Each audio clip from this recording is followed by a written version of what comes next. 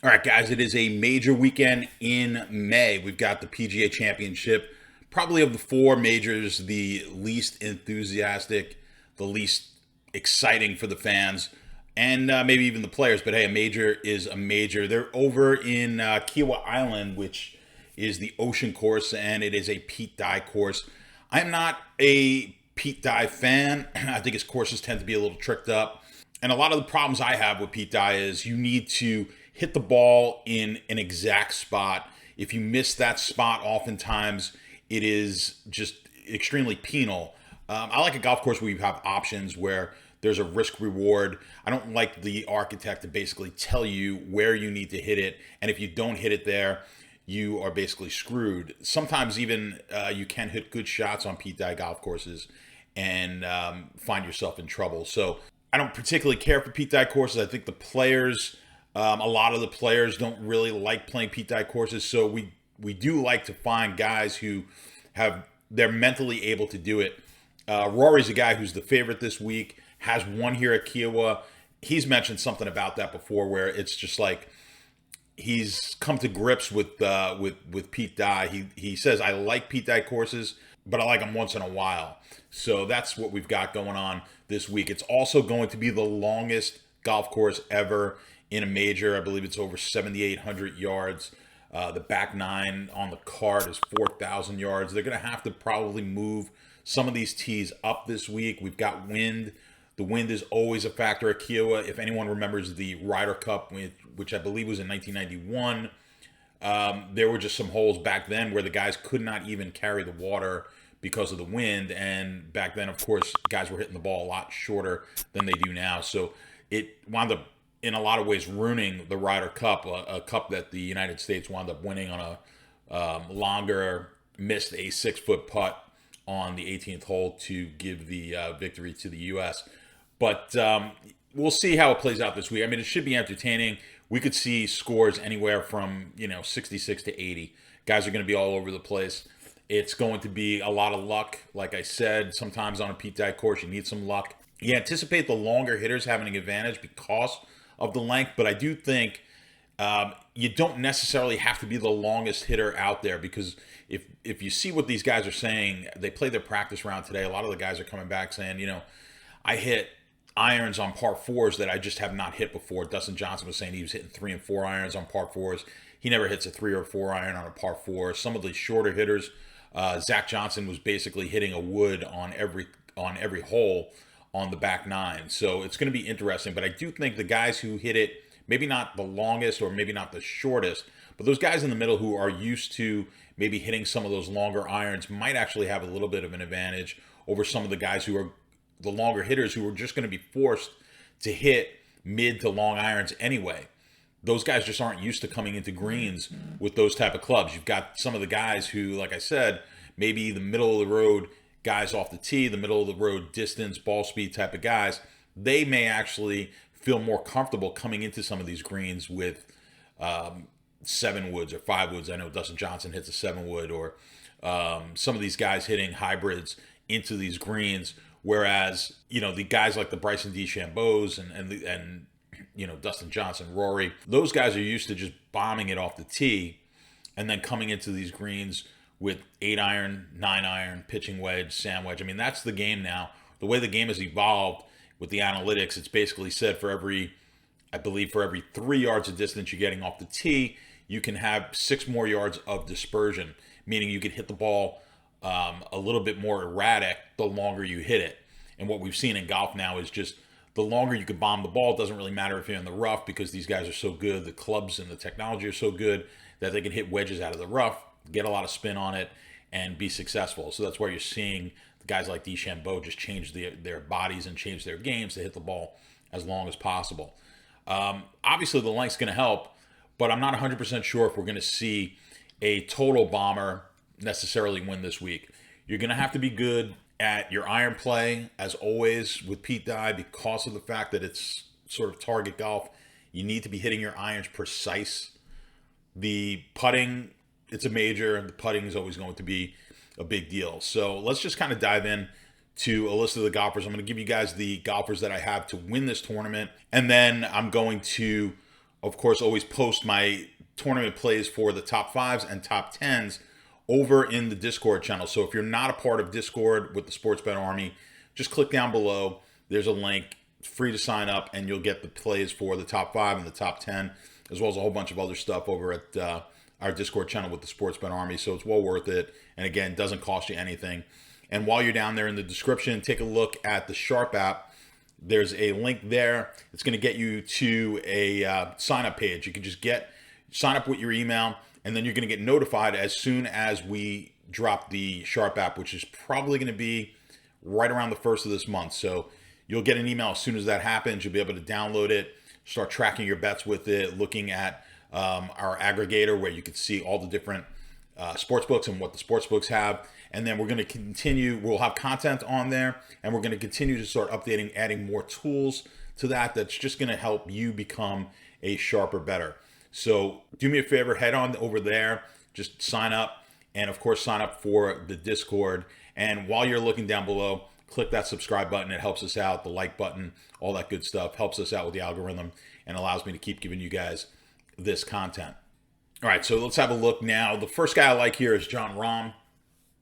Rahm actually grew up right on a ocean type of course in Spain, so he's used to playing in these type of conditions. He's plus 1,500 over on FanDuel. Well, I looked at the last 40 rounds for each of these guys, and shots green off the tee, 0.74, plus 0.74, one of the better ones in the field. Shots gained tee to green, 1.43. Where he's struggled a bit has been the putting. So I think that's the least important of the 4 major stats I was looking at. It's going to be obviously something that's going to have to turn around this week if he's going to win. But I think he's got all the other parts of the game, and he certainly can putt. It's just been a bad stretch of putting for him right now. The guy I really like here is Hovland at plus 2,200. Kind of has everything near the top of what I'm looking at in the statistics for this week. I think 2,200 is great value on Hovland. The 2,200 price you could find over on FanDuel, and he's actually of all the golfers I have this week, he ranks the highest for me. So I like Hovland at the plus 2,200.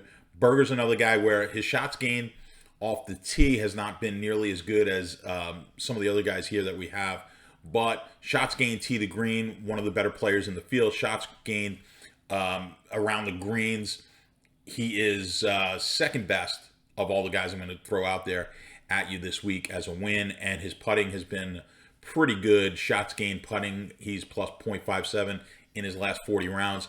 Again, he stacks up really close to Hovland here as 2 of my favorites to win this event this week, and I haven't really heard a lot about Berger. Simpson, a major champion winner. Shots gained off the tee, he's not going to be up there with these big hitters. Hits it plenty far. He's that type of guy that I'm talking about where he might be in the middle there, where he's more used to being able to hit maybe sometimes a mid-iron into a green, where some of these guys aren't necessarily used to doing that. Shots gained tee to green, 0.85 on the plus side. Fits right about in the middle, slightly below middle of where I'm of the guys that I'm giving out this week. Shots gained around the green, again, kind of middle of the road, but shots gained putting, he's slightly better than the middle of the guys that I'm focused on this week. He's right 4,200. I think just a slightly good. We're getting a slightly better price than maybe we should. Simpson, a guy I like on this type of a golf course, so I'm going to take a shot there. The guy, and here's another guy I really like, Patrick Cantley this week, plus 4,500 on both DK and FanDuel. You can take a shot with Cantley. Those first 4 guys all on FanDuel. Cantley ranks really high. He's the 3rd guy on this list. Where he stands out most, shots gained tee to green, 1.3, plus 1.3 shots gained tee to green. That's the stat we're looking at specifically for Cantley, but his other stats are they're not phenomenal, but very good. Cantley on any given week can be the best player in the field. I like the plus 4,500. I just think we're getting too much with Cantley. Hatton will take the Brit in the wind. He the biggest problem with Hatton has always been his head, so you kind of worry about that. When Hatton in a major, you really just need to be, bad things are going to happen to you. I don't necessarily like Hatton either on a major at a Pete Dye course, but we'll see how it plays out. Shots gained around the green, that's where he's really good. He's the best of the golfers I'm giving you here this week. So plus 0.8 in his last 40 rounds, shots gained around the green. So Hatton at plus 5,000 again. I'm leery, but we're getting plus 5,000 here. Sometimes he gets just overly emotional, throws some tantrums on occasion. So I'm not 100% thrilled with Hatton, but the price was too good. The model has him at a much lower price. So we're getting a little bit of value here with Hatton. Scheffler, it's a guy you guys are familiar with because I pick a lot of Scotty Scheffler. A guy who can bomb it. His shots gained off the tee has not been particularly good relative to what he can be. He's a bomber, so we'll see. I mean, we're going to take a shot on a guy who bombs the ball. His putting is just atrocious. You know this.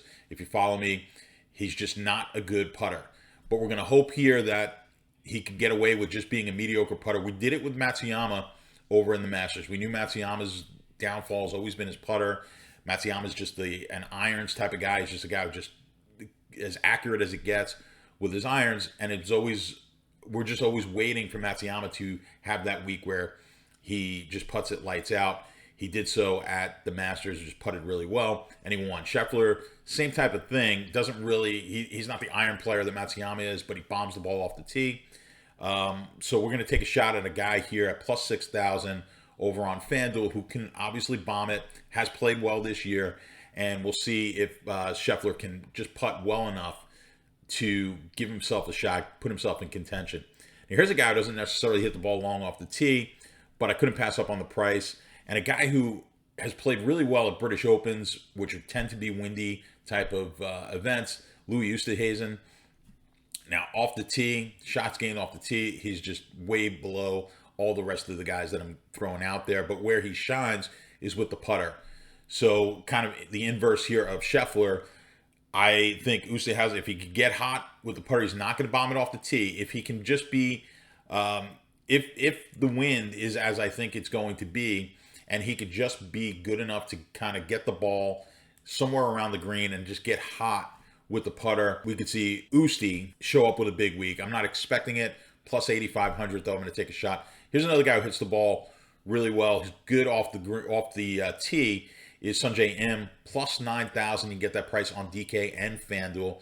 But he's got the off the tee skills and the skills with the putter. So he's just as good as Oosty is with the putter.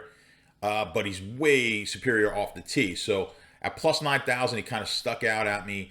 We're getting good value on Sungjae Im. So I want to take a shot here with Im. So on the whole, it's a quarter of a unit total risk. We're trying to win 1 unit on each one of these golfers. So if you're taking Rahm, the plus 1,500, you're going to risk about 0.07 units. You can figure it out from there. I've got it listed here in the video so that you can look at your unit sizes. If you're a $100 bettor, this is just going to be a $7 bet, a $5 bet, $3 on Burger, so on and so forth. You should risk about 25 bucks if you're the $100 player. If you're unfamiliar with why we risk units to win and not risking full units on each golfer, just check out my bankroll management video if you check out this channel. And you can look at some of the other videos that we're doing on the educational stuff to kind of help you become a better sports handicapper, better sports bettor. So again, guys, check out the Discord channel. I'm going to put my top 5 picks and my top 10s. Subscribe if you can. We really appreciate it. And good luck.